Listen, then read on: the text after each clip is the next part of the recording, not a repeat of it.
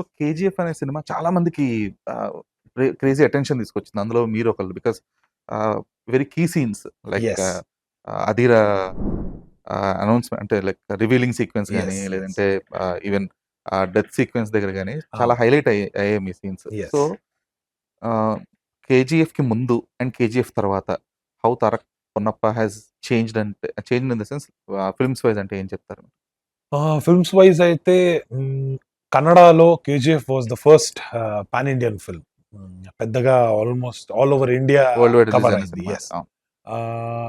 Thanks to Hombale films, Yash sir and Prashanth Neel sir అది ఆ లెవెల్‌లో అది చేశారు. After 'Baahubali' it was 'KGF.' అవును. సో, అదయిన తర్వాత కొంచెం ఎక్స్‌పోజర్ దొరికింది. వేరే ఆహ్, ఇండస్ట్రీస్‌లో కూడా చూసారు. చూసారు కాబట్టి ఈరోజొచ్చి నేను 'కేజీఎఫ్‌లో' చేసినా అంటే దానికొక వాల్యూ ఉంటది. మమ్మల్ని వెల్కమ్ చేసే విధానం కొంచెం డిఫరెంట్‌గా ఉంటది. హ్మ్. So, all thanks to 'KGF' for that thought. Two it's not just a character. అంటే ఒక స్టోరీ యెస్. నడిపిస్తుంది ఆ character. Yes. Even yes. Part 2లో గూడా అంటే అవును.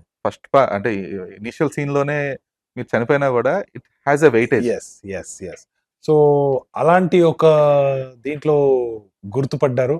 And when it comes to Telugu film industry they are looking for fresh faces. ఇలాంటి ఒక క్యారెక్టరైజేషన్స్‌కి చూస్తున్నారు.